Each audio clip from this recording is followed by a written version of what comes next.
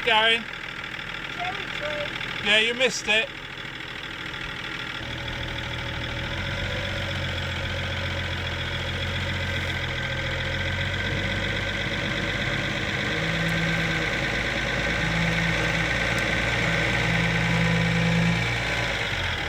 Keep going. Whoa. Welcome back to Ben's garage. TD6 behind me. You've seen the Hobbit. She's just positioned it. We've got it on full suspension height and she's just reversed it up onto the mower on the back of the tractor just to get that bit of height. I'm going to get on the floor now and we're going to have a look at these subframes. I was going down the line thinking, how can the subframe possibly rot out? It should be made of quite solid stuff. One of you lot out there on Facebook pointed out a thread where somebody had posted rotten subframe on a 2003 Range Rover. This is a 2002, one of the very first L322s, and it was as rotten as a pear, and it actually collapsed at 2 miles an hour and the car fell in a pile on the floor. So that's prompted me to want to get underneath the car and we'll have a poke around. I know it's not MOT spec, but I've got a little hammer and my light, and we'll get under there and have a poke around and see what we can really see. And then we're going to have to make decisions on what we're going to do. But anyway, let's get under the car and we'll see what we can come up with. See you down there.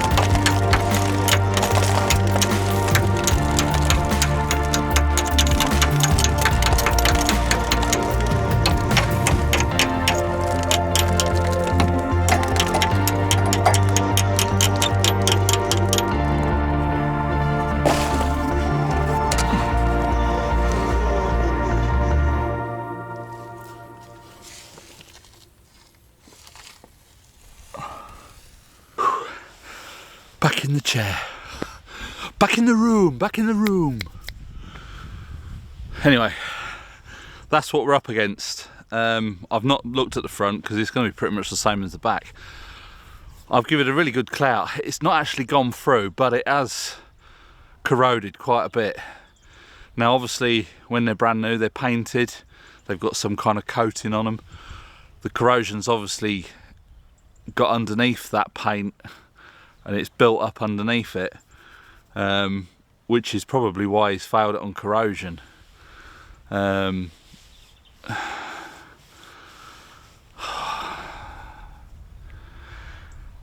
If I get a couple of second-hand subframes, they're going to be in the same state. I can't find them in Europe anywhere. I probably could if I looked a bit harder. Getting them shipped from the UK is out of the question. I know some of you said that you'd bring some out, but it leaves us with a bit of a dilemma. I'm sort of verging on the point of cutting our losses and selling it off for spares or repair and let somebody else have the headache. It's got the gearbox issue, which we all know about. It's got some other bits that I need to fix for the CT, which is just a headlight module, and there's a brake issue somewhere. I've not even looked at it.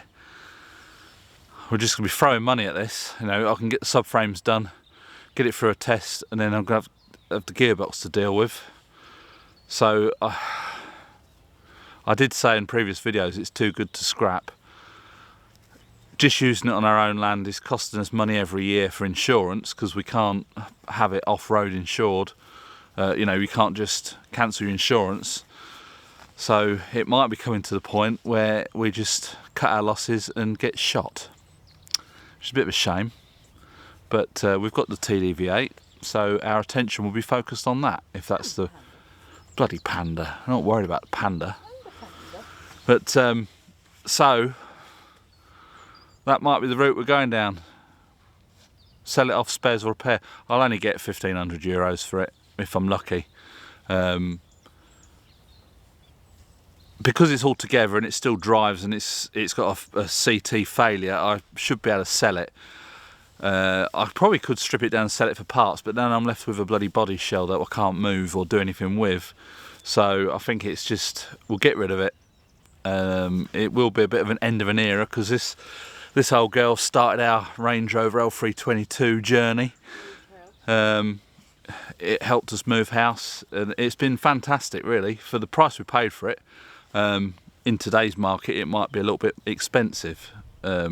This is a UK car, which is probably why the subframes are as corroded as they are. Our French TD6 hasn't got a sign of corrosion underneath. I will do a video on that. We'll get underneath it one day and have a look and see how clean it is. I mean, that's a 2010 and it's absolutely spotless under there. It's mint. They just don't put the same stuff on the roads when it's winter. You know, obviously the UK, it's all salt and grit and God knows what, and it just kills cars. It's terrible. But in France and a lot of the rest of the world, they put stuff on the roads, but it just doesn't seem to affect cars the same way. There you go. So we've got underneath, we've had a look.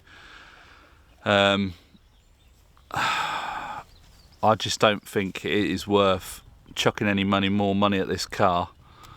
You know, I should be able to sell it. It's got 4 good tyres. It runs, it drives, it starts up, it's perfect. If somebody wanted it and wanted to spend a bit of time cleaning the subframes up, it might get through a CT. I have had a bit of a clout around on it and it's not gone through anywhere at all. But I don't know if it's structurally compromised, because what I have knocked off is clearly corrosion. Get my words out in a minute. What I have knocked off is fucking hell. What I have knocked off the subframe is quite clearly corrosion. So whether that's affected the structural integrity of the subframe, and there's a lot of bolts on that subframe, so there's a lot relies on it. You've got your suspension, you've got your axle, and there's a lot of weight on this car, 2.7 tonne or whatever it is. So I think it's time to move it on. But fear not, if people are still interested, we'll still have a Ben's Garage event. It just won't be fixing the Range Rover. I might have other ideas for that. If you're a tradesman, we might have some jobs for you to do on the house. But no, seriously, if people are still interested in a Ben's Garage event next year some point, I'm not going to be asking you to do any work on the TD6 because I think it's got to the point now where we've just got to get shot of it and not spend any more money on it, and we'll just concentrate our efforts on the TDV8 and the Panda, and they'll be the main focus on the channel, and other bits and pieces that come in. I've got the old little ride-on mower to fix and that kind of thing. But yeah, I think it's coming to an end, the old TD6, which is a shame. As I've said, it's done us proud. It was a good buy, and it's, you know, it's not cost us a lot of money up until now. So if we can recoup a little bit, all well and good. So if anyone's interested in a French registered TD6 right-hand drive. Anyway, that's it for this video. I thought I'd get underneath and we'll have a look at it and we'll make a decision, and we have done, I think. Probably made my mind up making this video, to be honest. But what do you reckon? I'm not the mechanic, but it doesn't sound good. It hasn't gone through where I've been hitting it, but big lumps have fallen off. So the structural integrity of the subframe, and I showed you those pictures, didn't I? It's only a bit of it you've looked at. Yeah, I've not looked at the front. I think you're probably right. Like you say, we could chuck money at it until the cars come home. And if we get the subframes done and we get it CT'd, there's still the gearbox issue. Yeah. So. And it just goes on and on. Yeah, I think we'll do it. So yeah, I'll at the start of the video I put some pictures on. They were on a Facebook group. We are on social media. We are on Instagram, Facebook, and Twitter. The links for those are down in the link tree. They're in the description. If you want to follow us along on there, there's a lot of behind the scenes stuff when I remember to post, and you can see what we're doing other than these videos. And yeah, so that's it for this video, and hope you're not too disappointed. But if you're still interested in a Ben's Garage event, we'll still have one next year. You can just bring other skills to the farm. We'll get you working on the house instead. No, it'll just be a week of jollies. Anyway, that's it for me, and that's it from The Hobbit, and we'll catch you in the next one. Bye for now.